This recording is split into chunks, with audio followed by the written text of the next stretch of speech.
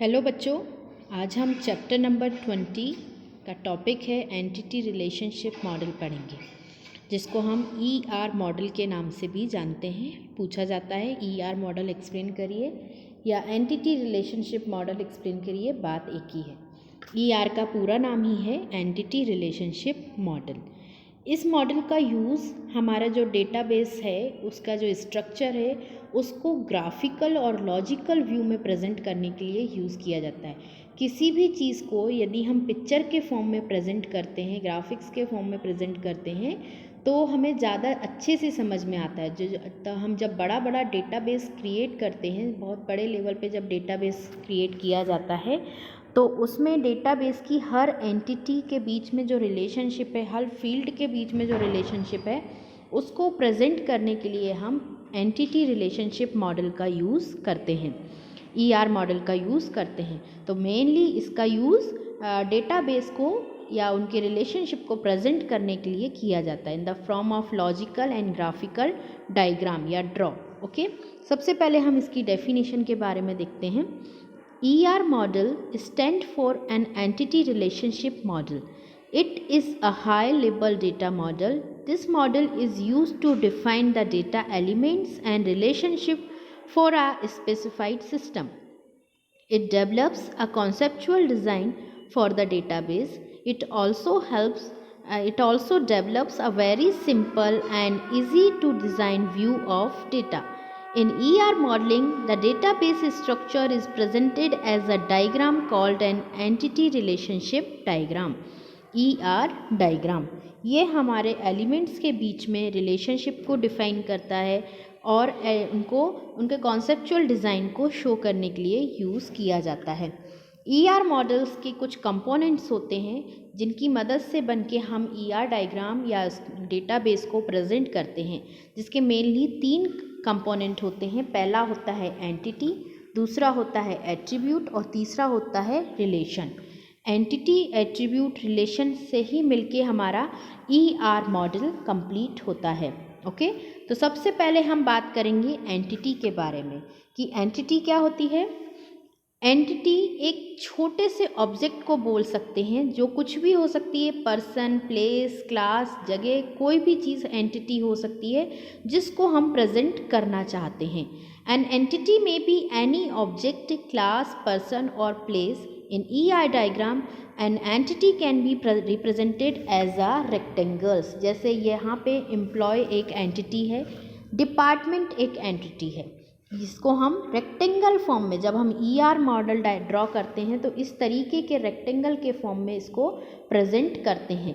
यदि हम ER models की स्टडी करें तो हम इनके जो प्रेजेंट करने का तरीका है, ये जो शेप्स हैं, इनसे हमें समझ में आता है कि कौन सी चीज़ एंटिटी है, कौन सी चीज़ ऑब्जेक्ट है, इनके बीच में क्या रिलेशनशिप है। ठीक है, तो इनको प्रेजेंट करने का एक स्पेसिफिक तरीका होता है, जैसे कि एंटिटी को हमेशा इस रेक्टेंगल में ही प्रेजेंट करना है तो इस रेक्टेंगल में ही प्रेजेंट करा जाता है। Okay, consider an organisation as an example, manager, product, employ, department etcetera can be taken as an entity. जब हम डेटाबेस क्रिएट करते हैं तो उसमें हम डिपार्टमेंट, एम्प्लॉय, प्रोडक्ट, मैनेजर, किसी भी चीज़ को एक एंटिटी ही माना जाता है, इनको एंटिटी के रूप में ही प्रेजेंट किया जाता है।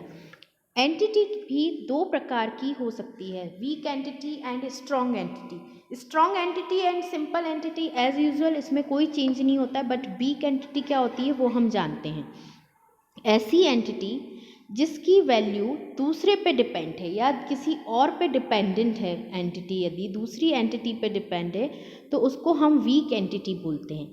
जैसे कि एज आप कब निकाल पाएंगे किसी भी एंटिटी की, जब आपको उसकी डेट ऑफ बर्थ पता होगी।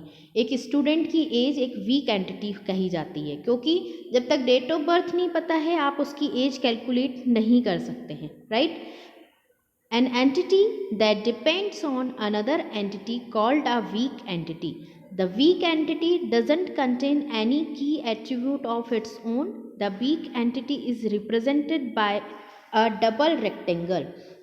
वीक एंटिटी इस तरीके से डबल रेक्टेंगल में प्रेजेंट की जाती है। इसको एग्जांपल से देखो, लोन की इंस्टॉलमेंट, लोन एक एंटिटी है हमारी जिसको हम रेक्टेंगल में रिप्रेजेंट कर रहे हैं।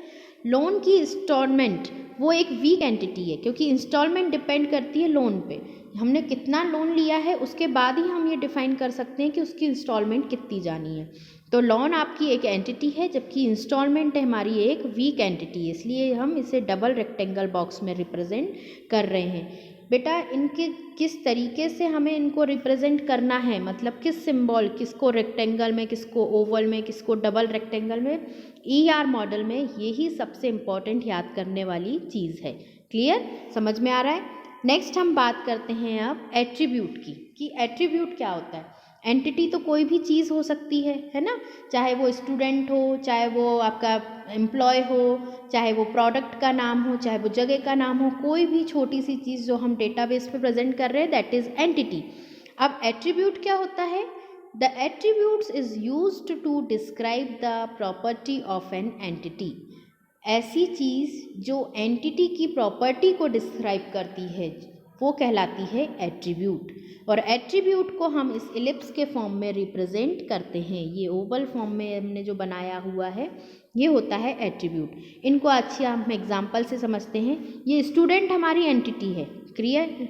स्टूडेंट को हमने रेक्टेंगल में रिप्रेजेंट किया, लेकिन स्टूडेंट की जितनी भी प्रॉपर्टीज़ है उससे जुड़ी हुई जितनी भी चीज़ें हैं वो क्या हैं, जैसे कि स्टूडेंट का नाम, स्टूडेंट की एज, स्टूडेंट का फ़ोन नंबर, स्टूडेंट का IT, ये सब क्या हुआ, ये सब स्टूडेंट के एट्रीब्यूट कहलाते हैं।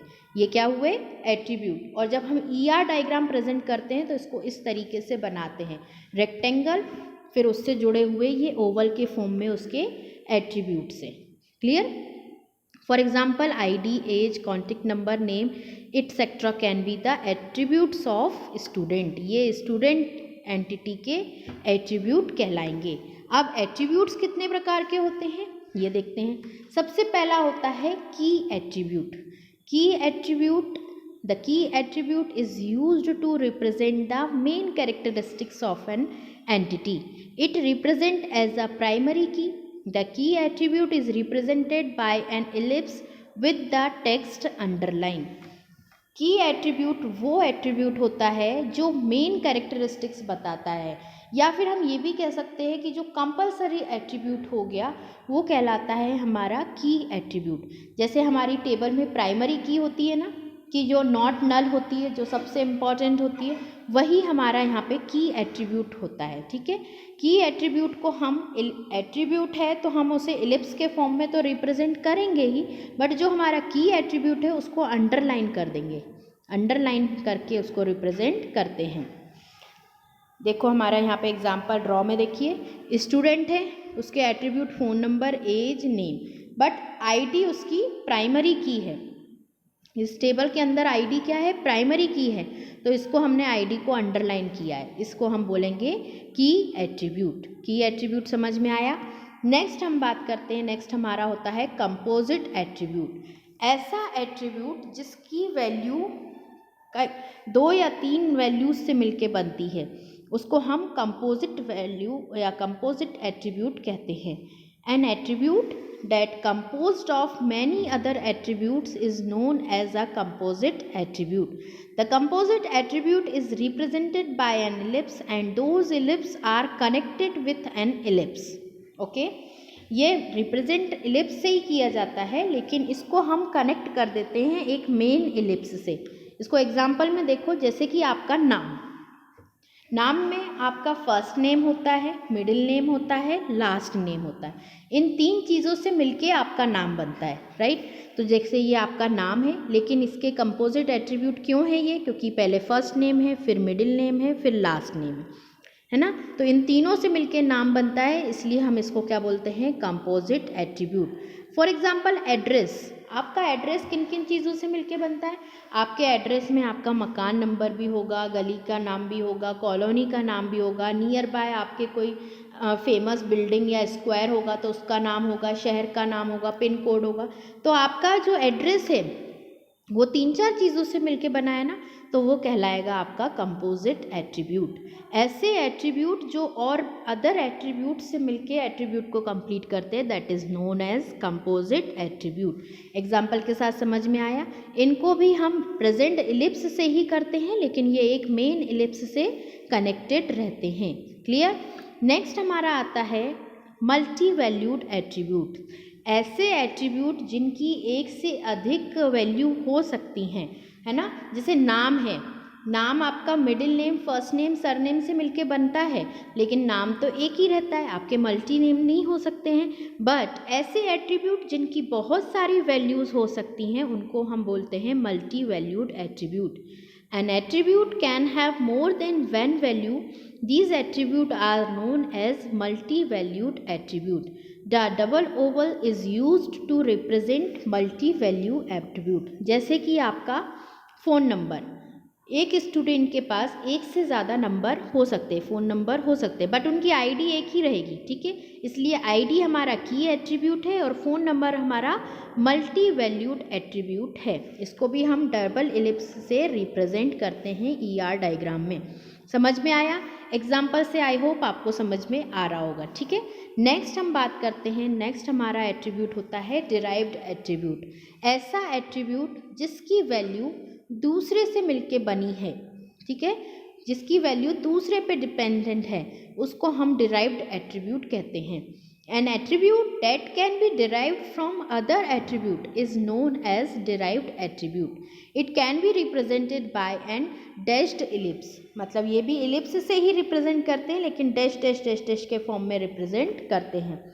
देखिए यहाँ हमारी स्टूडेंट एंटिटी है, ये नेम, रोल नंबर और बर्थ डेट।